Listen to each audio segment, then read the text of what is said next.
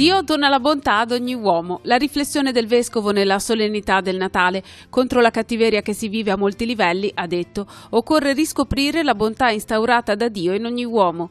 La vita che rifiorisce nella luce del Natale. Accanto ai detenuti, nella casa di reclusione di Chiavari, volontari, religiosi e amici hanno preso parte alla celebrazione della messa alla vigilia di Natale. Santa Messa di Natale nella residenza Anni Azzurri di San Pier di Canne a Chiavari. Nella luce del Natale non c'è un solo giorno della vita che sia inutile. Assemblea del Forum delle Associazioni Familiari del Tigullio. Il piano natalità è la missione per il prossimo decennio. Per sviluppare politiche a misura di famiglia occorrono forze giovani. La Chiesa che si fa prossima al mondo dello sport. Alla festa natalizia della scuola pallavolo di Carasco, Don Alessio Albertini ha invitato il mondo dello sport ad essere motivo di inclusione.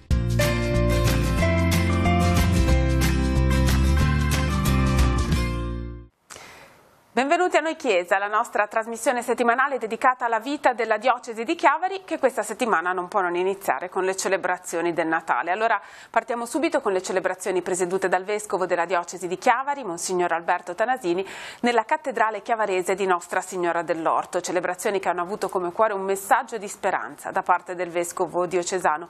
Dio dona la bontà ad ogni uomo, sono state le sue parole contro la cattiveria che si registra a molti livelli nella società di oggi. Ha detto Monsignor Tanasini, occorre riscoprire la bontà di Dio che viene instillata in ogni uomo. Vediamo.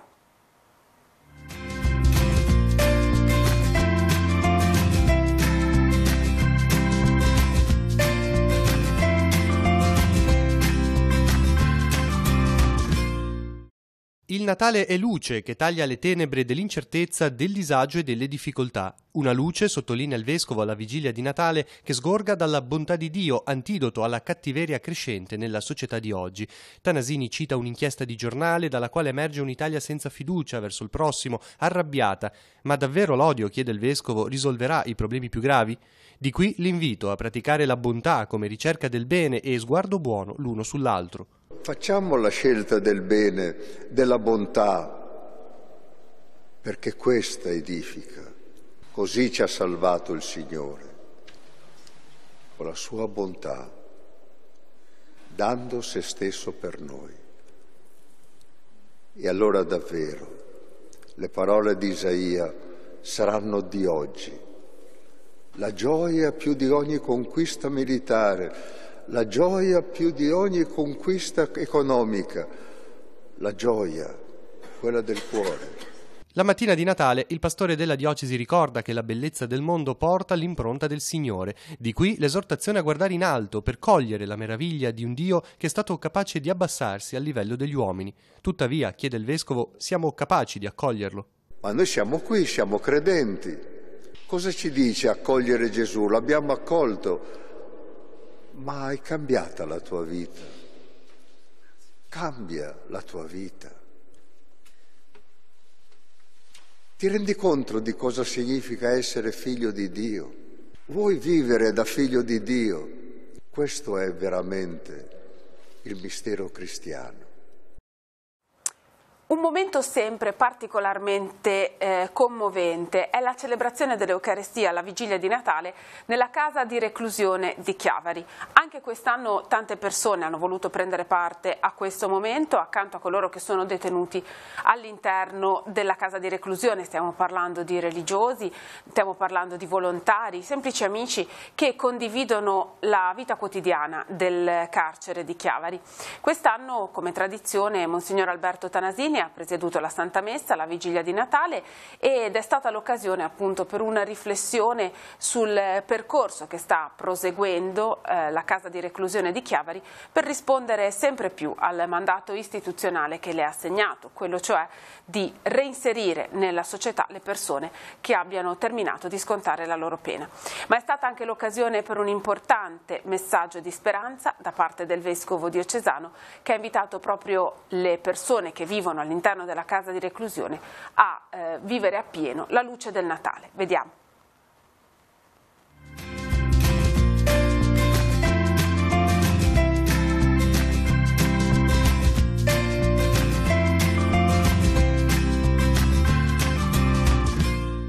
Che tutto quello che significa l'uomo vecchio sia annullato perché io possa essere un uomo nuovo. Ecco, questa è la possibilità che ci viene ricordata col Natale, la tenerezza di Dio, il potere ricominciare. Questo sia per noi la gioia di oggi. Rinascere a vita nuova, abbandonare l'uomo vecchio e insieme al figlio di Dio fatto bambino vivere la gioia del Natale. È l'augurio che il vescovo diocesano ha lasciato in consegna ai detenuti della casa di reclusione di Chiavari. Monsignor Tanasini, nella messa della vigilia celebrata questa mattina, ha sottolineato come dalla nascita di Gesù ciascuno possa ritrovare il legame con il Padre e affrontare le difficoltà della vita con amore, speranza e fiducia. Quella speranza che le persone carcerate nella struttura chiavarese provano a ricostruire ogni giorno, anche grazie all'aiuto dei responsabili del carcere e dei tanti volontari che in tanti modi assicurano una presenza di bene e di vicinanza. Un momento prezioso, un momento importante perché le persone che vivono all'interno del carcere, i detenuti, le persone detenute, hanno comunque il desiderio di festeggiarlo il Natale, quindi è un momento faticoso, difficile, per alcuni più gioioso perché magari hanno la possibilità di incontrare i loro cari oppure addirittura di uscire in permesso, per altri molto più doloroso, più faticoso perché la carcerazione non gli permette di uscire o di incontrare le persone a cui sono legati. Qui si vive un momento anche di incontro con la società esterna, tanti laici che danno una mano, collaborano col carcere. Sì, ci sono tante persone che hanno a cuore i carcerati, i detenuti e il carcere come struttura in sé, perché ci sono le persone che svolgono volontariato attraverso la presenza costante da tantissimi anni della Caritas e le persone che svolgono volontariato anche attraverso altre associazioni e poi c'è una buona parte della società civile che collabora anche preziosamente offrendo lavoro alle persone detenute, per esempio tutte quelle che sono le istituzioni come i comuni o altre associazioni che possono dare possibilità lavorative svolgono un compito preziosissimo per chi è all'interno del carcere e può utilizzare il proprio tempo in un modo costruttivo per sé e per la società. Che Natale è questo vissuto come tradizione insieme al Vescovo? Come da tradizione questa mattina il Vescovo è venuto a fare visita alla popolazione detenuta per celebrare il Santo Natale insieme agli operatori della comunità di Sant'Egidio e a seguire la messa avremo anche appunto il pranzo. È venuto a portare il proprio saluto e i propri voti augurali al personale di Polizia Penitenziaria. Io colgo l'occasione per augurare un buon Natale ai detenuti, alle loro famiglie, ai loro bimbi e a tutto il personale di Polizia Penitenziaria, agli operatori indistintamente che lavorano insieme con me. I risultati che noi abbiamo sono assolutamente effetto di un lavoro di squadra ed è imprescindibile la collaborazione, i buoni intendimenti anche delle persone detenute. Qui c'è la società civile, il rapporto che si crea comunque nel corso dell'anno tra chi è comunque a passare un periodo di reclusione all'interno e la società esterna, anche il lavoro qui entra. Anche il lavoro, non c'è dubbio, molti detenuti stamattina sono fuori e sono impegnati nelle loro ordinarie attività lavorative, il pensiero sicuramente è rivolto anche a loro, diciamo che ce la mettiamo davvero tutta per cercare di adempiere al nostro mandato istituzionale, alla nostra missione. Speriamo di riuscirci e speriamo che il prossimo anno sia un anno gioioso, sereno, proficuo e che porti anche dei buoni risultati sotto il profilo del reinserimento lavorativo delle persone detenute. Nessun giorno e nessun periodo della nostra esistenza è inutile. Un messaggio valido per tutti, ma quanto mai significativo se viene pronunciato di fronte a persone che stanno concludendo la fase terrena della loro esistenza all'interno di una residenza protetta per anziani.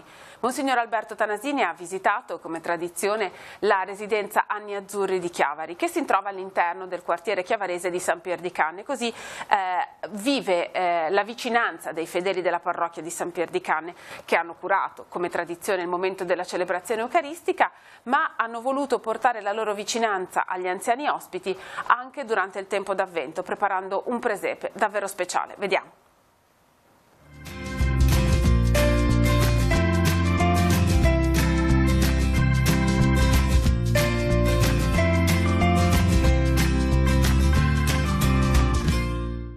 La residenza protetta Anni Azzurri di Chiavari si trova nel quartiere di San Pier di Canne. I fedeli della parrocchia ogni anno animano la celebrazione dell'Eucarestia per le persone ospiti della struttura in occasione del Natale.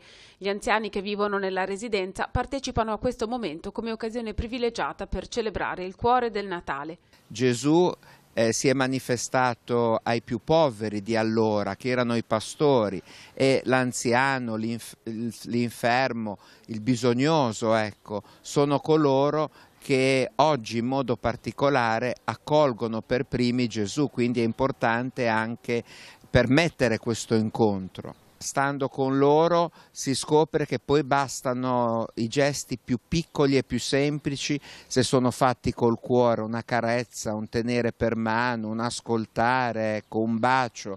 Sono tutti segni che dicono la tenerezza e l'amore di cui l'anziano oggi ha particolarmente bisogno. E se forse il rischio è quello di considerare la propria vita inutile per chi sta di fronte al suo tramonto, il Natale di Gesù è lo stupore per un'esistenza che può ricominciare ogni giorno e non è mai inutile. Come? Lasciando che Gesù diventi amico. Il vescovo Alberto Tanasini lo ha ricordato con affetto agli ospiti della residenza protetta, citando come esempio l'amicizia fra Gesù e Giovanni l'Evangelista. Non devi essere particolarmente intelligente, non devi essere particolarmente acuto, non devi essere particolarmente colto. No, per conoscere Gesù bisogna amarlo e sapere che Gesù ti ama. Se siamo amici di Gesù, la nostra vita serve a tutto, perché serve a raggiungere quello per cui siamo stati fatti. Non c'è un giorno della nostra vita che non valga. Gesù è venuto a riempirla con la sua amicizia, col suo amore. Per gli anziani ospiti della struttura di San Pier di Canne non è mancato l'affetto dei fedeli della parrocchia, neppure durante il tempo della preparazione del Natale. Nel presepe che abbiamo fatto qui in questa casa abbiamo scritto una frase attribuita a San Francesco d'Assisi che dice così: la vita di Cristo era chiusa tra due legni, il legno della mangiatoia e il legno della croce, e il Vangelo di oggi parlava della resurrezione, quindi il Natale è la luce, che è Gesù, che diventerà piena, bella, nella resurrezione e sarà partecipata all'umanità intera grazie al dono d'amore della sua vita. Questa settimana Noi Chiesa vi offre due riflessioni di ampio respiro, una dedicata al mondo della famiglia e l'altra dedicata al mondo dello sport. Iniziamo occupandoci del mondo della famiglia perché recentemente c'è stata a Chiavari la riunione annuale del Forum delle Associazioni Familiari. La prima notizia è il fatto che c'è stata una partecipazione straordinaria, diciamo, da parte delle realtà associate già al forum e anche di altre realtà che hanno voluto condividere il percorso che si sta compiendo sul nostro territorio da parte di tutti gli enti, le associazioni che si occupano a vario titolo della famiglia. È stata l'occasione non solo per condividere i progetti portati avanti fino a qui e quelli per il 2019, ma anche, come dicevamo, per una riflessione di ampio respiro sulla necessità di un sostegno sempre più importante da parte delle istituzioni alle famiglie. Su questo abbiamo sentito Raffaele Lo Iacono, presidente del Forum delle Associazioni Familiari del Tigullio. Vediamo.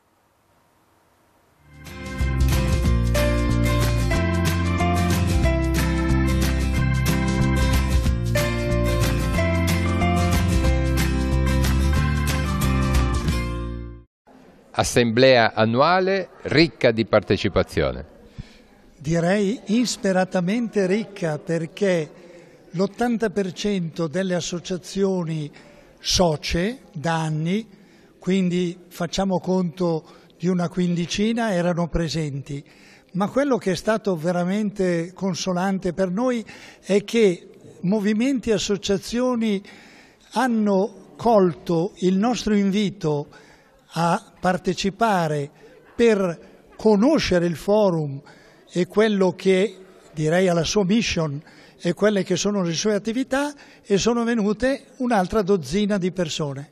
Hanno dato anche idee, proposte, domande. Ma difatti quello che è stato interessante è che dopo che noi ovviamente abbiamo informato i presenti sulle attività svolte sia in termini di politiche familiari sia in termini di eventi culturali, sono venute fuori le domande, perché abbiamo voluto proprio che fosse un momento nel quale questi movimenti, queste associazioni ponessero a noi delle domande per conoscerci di più, per conoscere ciò che facciamo, per entrare, direi, a conoscere meglio alcuni problemi che, direi, sono a volte, quando li pronunciamo, un po', direi, misteriosi. Fattore famiglia applicato all'ISEE comunale. Manu, direbbero, cos'è? Questo era un punto, aggiungendo quali sono i punti importanti che state portando avanti in questi anni e soprattutto l'ultimo, visto che c'è stata l'assemblea. Dunque il forum, sia a livello nazionale, sia a livello regionale, sia a livello locale, storicamente camminano sempre su due gambe. La più importante è quella culturale, perché se non affrontiamo con il linguaggio adatto i problemi culturali, non riusciamo a far comprendere il valore determinante della famiglia per l'avvenire della società. Quindi lavorare culturalmente con le famiglie, e quindi vuol dire con i giovani, con gli adolescenti, con i genitori, con gli anziani, e questo è importantissimo. La seconda gamba è quella che noi chiamiamo le politiche pro-family, cioè le politiche, direi, che tenendo in gran considerazione quello che dice la Costituzione, che la famiglia deve provvedere al mantenimento e alla educazione e alla crescita dei figli. Ma un conto è provvedere quando hai un figlio, un conto quando ne hai due, un conto quando ne hai tre, un conto è quando sei disoccupato, un conto è quando hai un invalido o un anziano in casa. Quindi queste politiche familiari sono politiche, direi, di sistema, non sono bonus dati così tanto per accontentare la fame del popolo gettando delle monetine una tantum. No, deve diventare un qualcosa di strutturale, e quindi politiche familiari strutturali.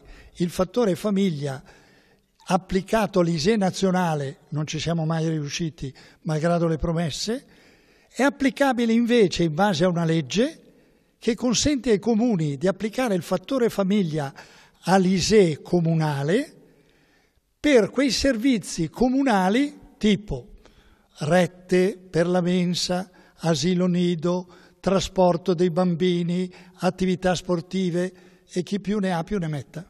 Tutto questo in una strada iniziata diversi anni fa, che deve andare avanti per un decennio, sotto il titolo di emergenza educativa. Sì, direi che a livello nazionale Gigi De Palo l'ha chiamata emergenza natalità. Il piano natalità è quello che viene presentato ai politici a tutti i livelli, nazionale, regionale, locale. Cioè noi abbiamo in pratica un regresso spaventevole. Basti pensare che 15 anni fa nascevano 1 milione di bambini. Adesso nell'anno 2017 ne sono nati 440.000. Quindi un calo di nascite in pochi anni, e che con gli scenari attuali continuerà, direi, questo calo a non finire se non si pone un rimedio. Quindi il piano natalità è, direi, la mission attuale del forum. Poi ci sono tutte le altre politiche educative, scolastiche, edilizie, lavorative, dei tempi familiari, però piano natalità.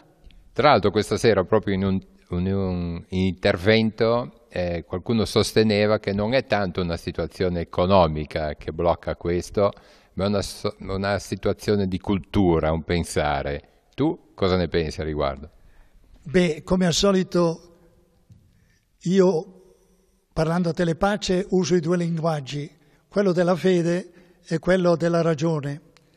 È evidente che col linguaggio della fede direi dove manca la fede, cioè la fiducia, la speranza, la carità, l'amore verso chi verrà dopo di noi, lo si vede anche nel creato. Se distruggiamo il creato, cosa lasciamo ai figli? Una patumiera? Allora c'è, direi, un taglio religioso di fede che interpella noi, cristiani, cattolici, battezzati, col sacramento del matrimonio, che è un sacramento, non è acqua fresca, è un sacramento che ha la stessa dignità e lo stesso ruolo del sacramento del sacerdozio, perché effonde una grazia. Quindi recuperare la fede nel sacramento del matrimonio, nel valore della famiglia, icona della Trinità, linguaggio della fede, lo dico ai nostri, ma agli altri gli devo parlare per mezzo di un linguaggio della ragione.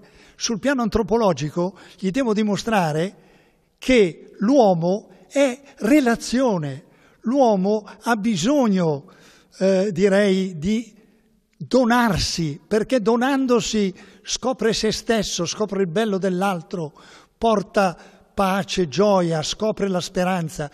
E la famiglia è questo annuncio di bellezza e di speranza che dobbiamo saper annunciare con un linguaggio laico. Altrimenti, come ci sentono parlare, fanno come Paolo. Vabbè, di quello là ce ne parlerai un'altra volta. Raffaele, c'è stato anche il sostegno questa sera in occasione dell'assemblea annuale del foro del nostro vescovo, che vi ha invitato a proseguire con l'impegno. Beh, direi che il nostro vescovo è ormai da anni, anche per la storia che lo contraddistingue, prima che venisse qui in Chiavari a servire un popolo, una persona direi intensamente attenta ai segni dei tempi e ovviamente come Santa Madre Chiesa, che nel suo discernimento Papa Francesco indice un sinodo sulla famiglia, dopo di quello un sinodo sui giovani, vorrà ben dire qualcosa. Allora il Vescovo ci ha richiamati e il Vangelo della Messa che abbiamo celebrato con lui questa sera, direi lo aiutava anche a farlo, dice: lo hanno seguito Gesù, avevano fame e lui ha detto: date voi stessi da mangiare. Allora noi del Forum, se veramente crediamo come associazioni nei modi specifici dell'associazione, mettendoci insieme quando serve, dobbiamo dar da mangiare a questi affamati di fiducia, di speranza, che evidentemente in questo momento sono sotto attacco dalla mentalità del mondo e dalla cultura nichilista. Bene Raffaele, insomma chi ci sente col tuo entusiasmo qualcosa si muove dentro, almeno singolarmente. Concluderei anche con le parole di Prete Rinaldo che diceva, ci invitava tutti quanti a dare una mano al Forum.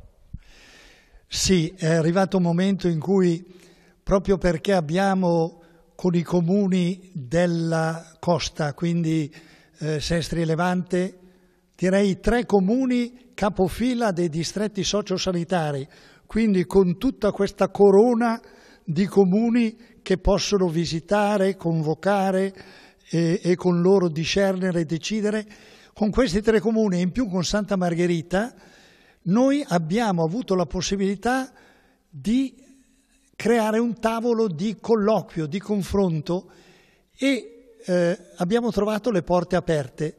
Ma non solo, entrando dalla porta ci hanno detto: bravi, bene, però ci dovete aiutare ad affrontare questo problema, quest'altro, perché abbiamo dei tavoli dove noi chiamiamo le associazioni, abbiamo bisogno di esperienze, di idee, di studio. E allora tu capisci che questa prateria che si è aperta, insperatamente, per grazia dico, adesso ci induce a trovare persone che ci diano una mano, persone giovani, non tanto anagraficamente, ma giovani di cuore, di mente e soprattutto generose e che hanno dei sogni da realizzare, perché se l'uomo non ha dei sogni, direi, il mondo non può andare verso il bene comune, che è quella fame che tutta l'umanità ha anche di questi tempi.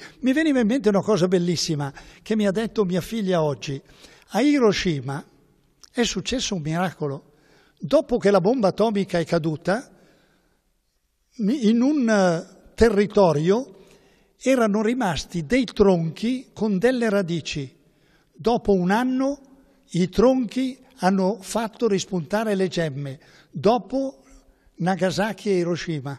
Quindi vuol dire che noi abbiamo delle radici che sono nella Trinità, abbiamo un tronco che è la Chiesa, 2000 anni, non possiamo disperare, può arrivare qualunque tsunami, ma prima o poi, se ci crediamo e lo chiediamo, spunteranno delle gemme e dei frutti. E ora una riflessione sul mondo dello sport, che coinvolge anch'esso la famiglia, evidentemente, perché sono diversi e molto frequentati i settori giovanili anche nel nostro territorio e dunque lo sport riveste un'importanza educativa fondamentale per la crescita dei giovani. Su tutto questo si è incentrata la riflessione che Don Alessio Albertini, che è l'assistente ecclesiastico del Centro Sportivo Italiano a livello nazionale, ha proposto ai ragazzi e alle ragazze di Carasco che frequentano la scuola di pallavolo. Una scuola che quest'anno, proprio in occasione delle festività natalizie, ha voluto dare un connotato particolare alla tradizionale festa che anticipa il Natale, un connotato di solidarietà con una raccolta fondi dedicata ad un progetto specifico per l'Etiopia e un connotato, diciamo così, più culturale, se vogliamo, con la presentazione della carta etica che riassume le semplicissime e fondamentali regole per la frequentazione della scuola di pallavolo. Allora, su tutto questo vediamo le nostre interviste.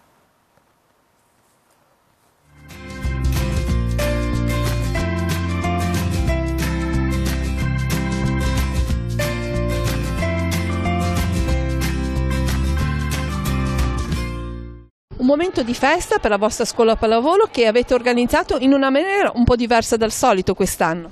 Sì, quest'anno è proprio una festa particolare, è una festa tanto destinata sicuramente anche agli auguri delle buone feste, buon Natale con i nostri ragazzini, le nostre famiglie e i nostri amici che avremo il piacere di ospitare qua con noi.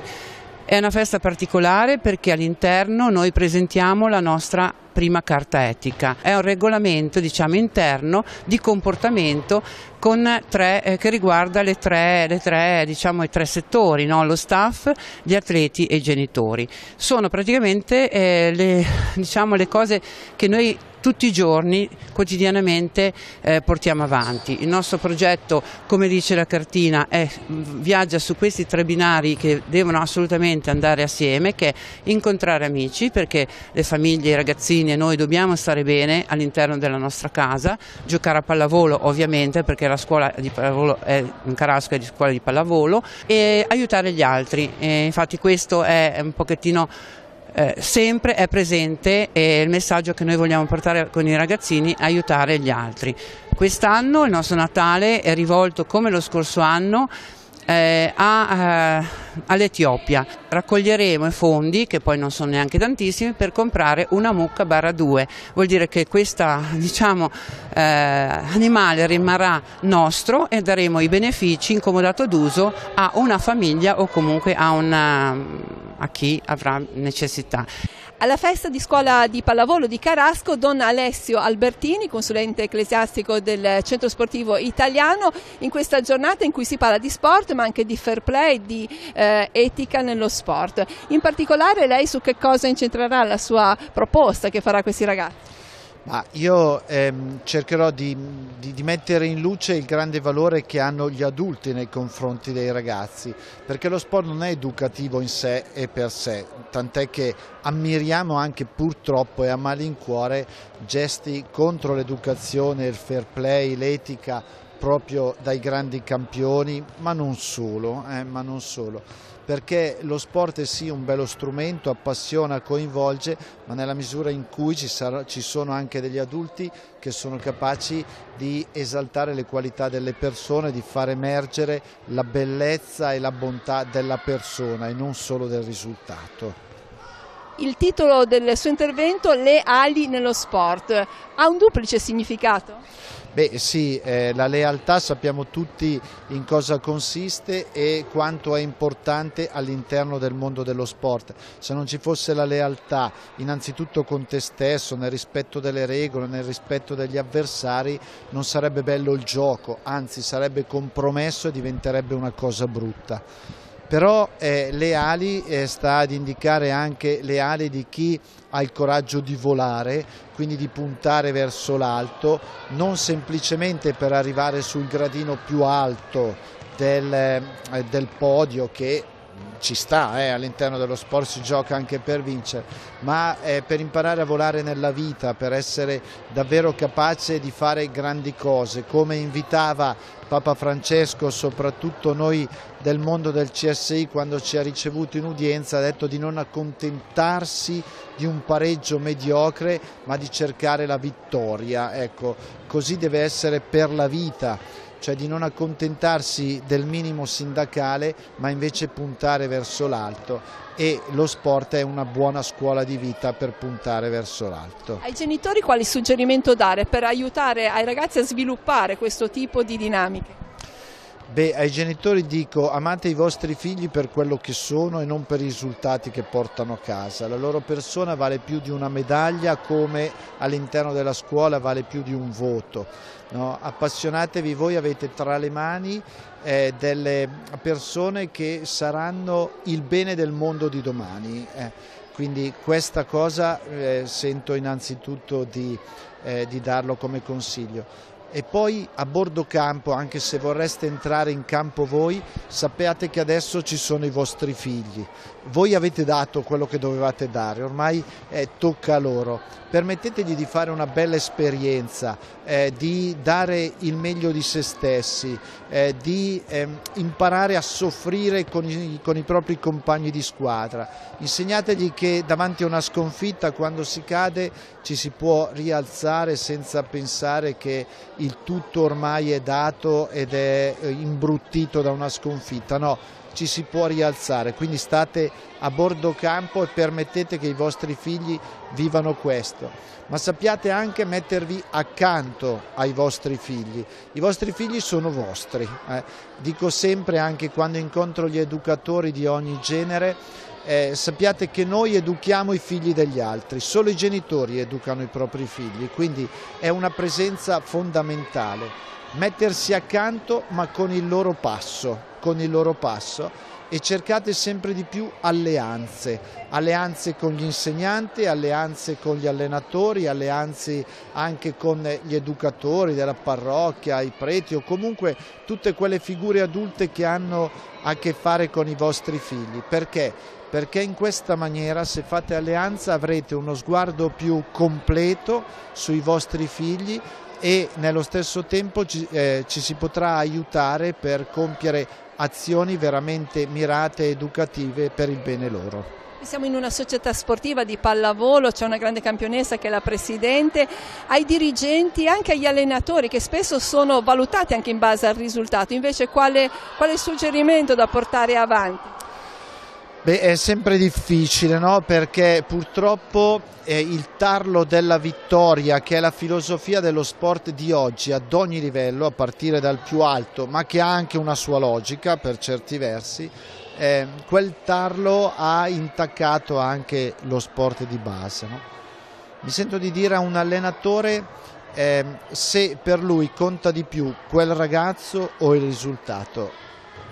Lo chiedo a te allenatore, poi dopo nella società parlerai di questo e anche tu come società proponi il risultato o proponi la custodia di questi ragazzi e il saper coltivare il talento di questi ragazzi, riconoscendo questa cosa anzitutto in ogni settore giovanile, compreso quello professionistico, la bontà di un lavoro non viene data dai risultati, ma dal fatto che tu prepari un giocatore per la prima squadra. Allora io dico, la bontà di un settore giovanile e di una società che non ha solo come obiettivo il vincere, ma l'educare, non può essere riconosciuta solo dai risultati che porta a casa, ma da di quanta gente prepara per la vita, non solo per la vita sportiva, ma per la vita sociale. E credo allora che questo deve essere il grande impegno di ogni allenatore e di ogni dirigente, soprattutto in squadre come quelle che sono venuto ad incontrare quest'oggi. Lo sport è capace di intessere relazioni più di ogni altra agenzia, è capace di integrare persone che arrivano da lontano, che vivono altre esperienze culturali e religiose. Quindi questo è il primo augurio che mi sento di dire, che il Natale possa essere l'occasione per costruire una grande famiglia. E il secondo questo, un Signore che abita nei cieli, che si fa bambino e che viene ad abitare in questo mondo, lo fa per stare vicino ai più poveri, ai più deboli, che lo sport non diventi un'occasione per creare ulteriori scarti e avanzi, ma invece per integrare, per farsi vicino a chi più ne ha bisogno. Dio non si è fatto vicino ai poveri semplicemente perché i poveri sono una categoria così, lui odia la povertà, se così possiamo dire, ma perché dei poveri non se ne occupa più nessuno. Che ci siano tante persone nello sport che si occupano di quelli che possiamo definire con un linguaggio sportivo poco appropriato, ma per intenderci, che sappiano farsi vicino anche ai più brocchi. Ci avviciniamo a grandi passi all'ultimo giorno dell'anno, memoria liturgica di San Silvestro, giornata tradizionalmente dedicata dalla liturgia della Chiesa Cattolica al ringraziamento per l'anno che sta per concludersi. Monsignor Alberto Tanasini presiederà la celebrazione della Santa Messa col canto del Te Deum alle 17:30 di lunedì 31 dicembre nella chiesa parrocchiale di San Giovanni Battista a Chiavari. Il 1° gennaio, solennità di Maria, Madre di Dio e giornata mondiale per la pace. La Santa Messa in cattedrale avrà inizio alle ore 18 e sarà presieduta dal canto dei Vespri alle 17:30. È tutto per questo nostro appuntamento settimanale con Noi Chiesa. Grazie per averci seguito, ci rivediamo la prossima settimana. Tanti auguri a tutti voi.